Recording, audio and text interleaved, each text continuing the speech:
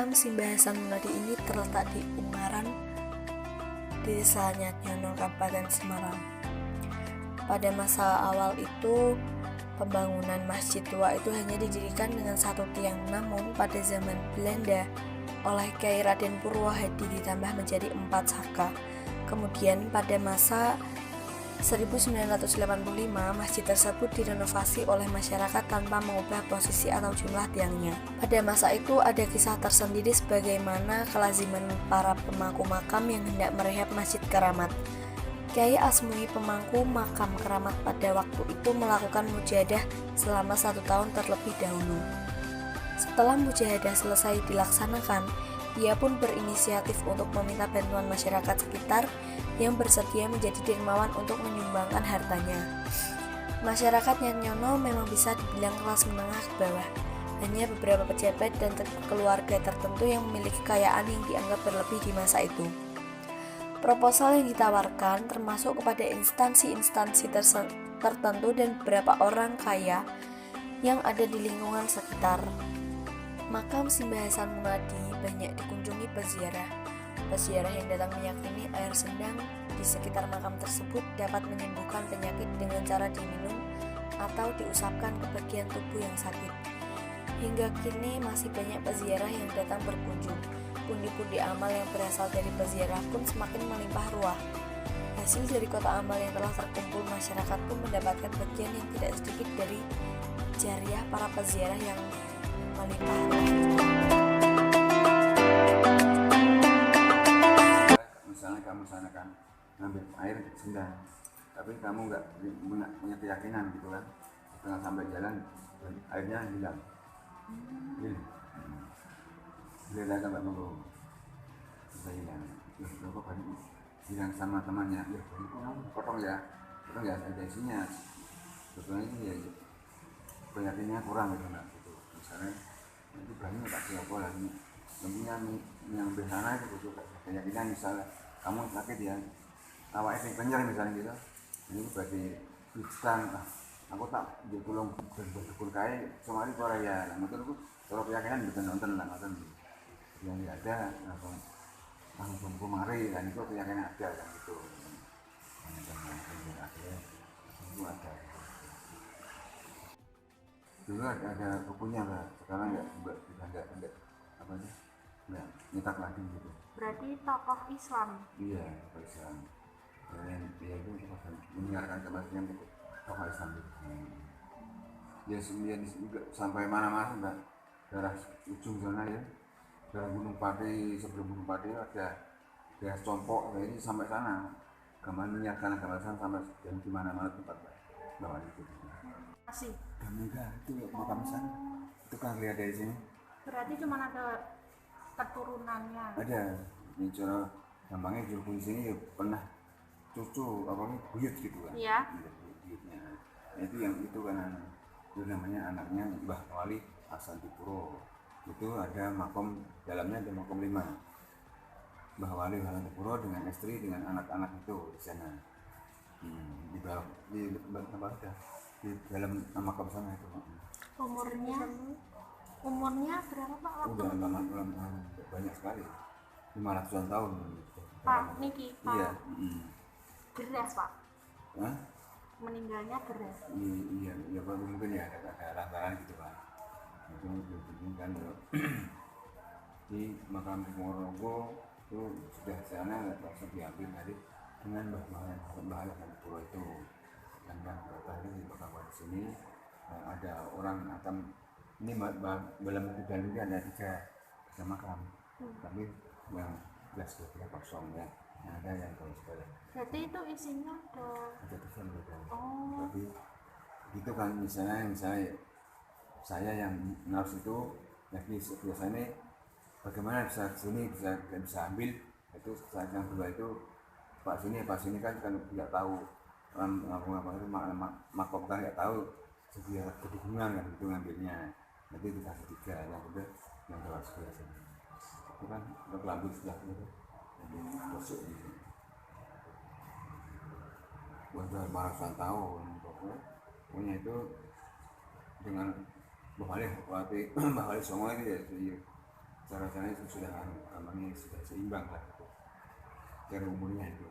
Nah itu kan ada itu kan Mbah Yai yang meninggal itu Jawa Barat ada, Jawa Timur ada, Jawa Tengah ada gitu kan. Itu ada namanya Mbah Wali Bangkalan ada, Mbah Bisri Mustafa juga ada gitu kan. Nah itu awal zaman dulu yang dipoto di sini.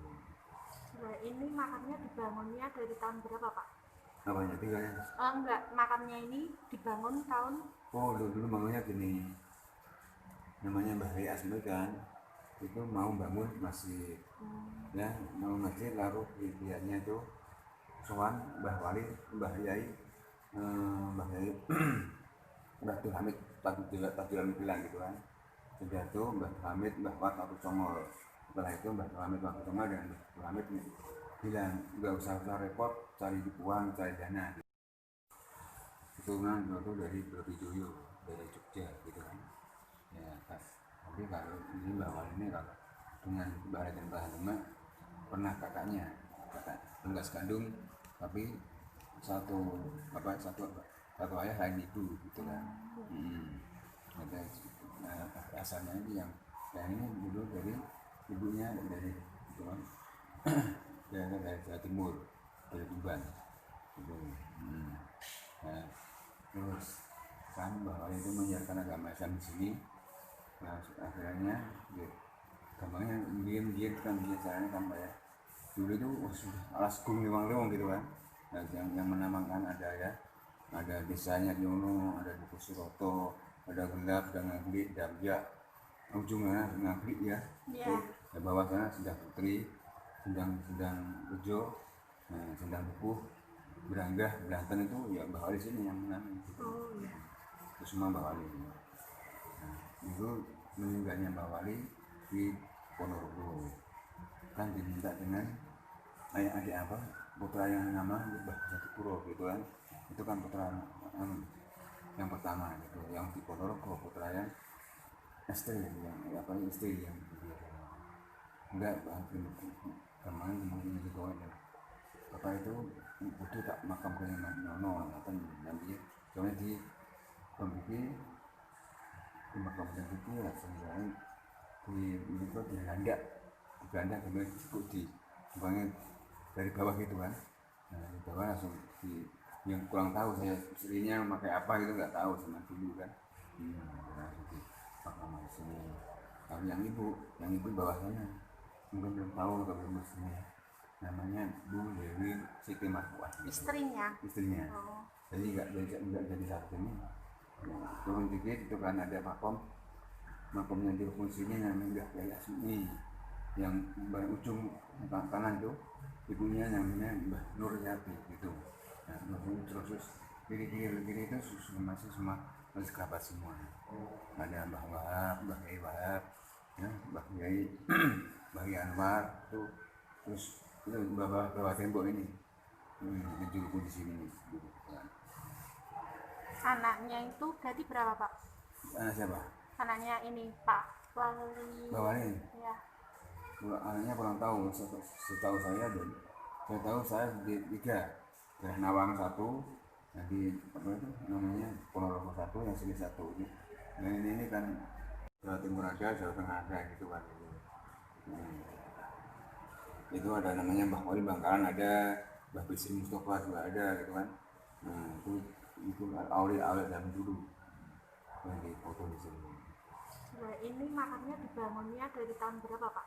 Apanya tinggalnya? Enggak, makamnya ini dibangun tahun Oh dulu bangunnya gini, namanya Mbah Yai Asmi kan, itu mau bangun masjid, ya mau masjid lalu pihaknya itu sowan Mbah Wali, Mbah Yai, Mbah Abdul Hamid, Abdul Hamid bilang gitu kan.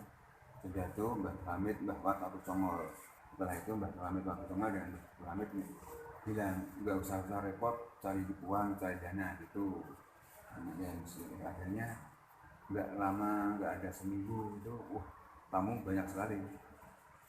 Nah itu muncul ada sendang itu kiri jalan ya, pertigaan kiri jalan itu sampai sendang Karomai Mahalis ini namanya Sendang Kalimah Thayyibah itu daerah namanya Kampung Pabatan. Itu turun nanti ada toko, sebelah toko ada yang ngiri gitu sampai sana. Karena misalnya sana, sampai sana jadi ada tempat parkir, ada Honda bisa, mobil juga bisa gitu. Itu kan bahwa itu yang bahaya Asmi bangun masjid, dana belum ada, tapi mau minat bangun masjid, coba bangun masjid ada dana. Dulu tahun 85 itu tamu siang malam wah kayak semut gitu luar ada yang pulang, ada yang naik situ, yang sini gitu. Ya, yang sakit apa gitu, alhamdulillah baik sembuh. Ada yang stroke, ada misalnya macam-macam yang stroke mungkin naiknya dipukul sama orang patuh pada ekopanya sampai itu naik naikkan kursi ada dipukul sini yang duduk sini lagi. Yang ketuanya itu tahlil, tahlil dan macam-macam dia sudah pulang alhamdulillah kok sembuh gitu lah gitu. Nah sana ya sana itu pertama mandi lalu pulang mengambil airnya, mau apa itu ngambil gembes yang 5 liter bisa, botol aqua itu yang 1 liter bisa gitu lah. Itu gunanya banyak sekali lah. Misalkan ada orang sakit apa gitu nanti sampai rumah diminumkan bisa. Misalnya orang tani itu misalnya disemprotkan, misalnya nanam padi disemprotkan ujung-ujung itu ya alhamdulillah tidak ada penyakitnya gitu.